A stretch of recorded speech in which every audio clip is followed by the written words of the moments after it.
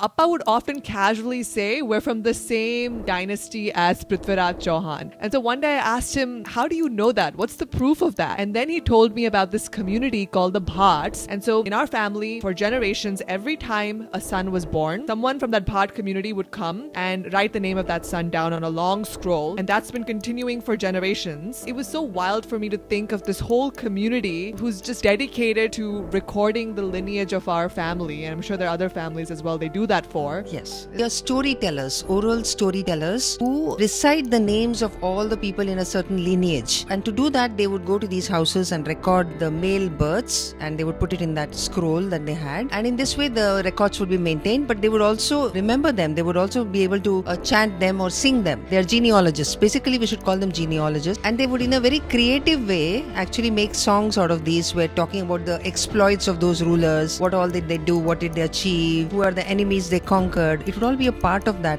kind of storytelling. So it was a way of recording even before they were written down. They were doing this. Eventually paper came and all this was being written down. So that's why there are records of so many lineages maintained, especially for Rajputs. Bhats were doing it for Rajputs. But then there are others also, even for the various other communities also. They have their own Bhats who are recording it for them.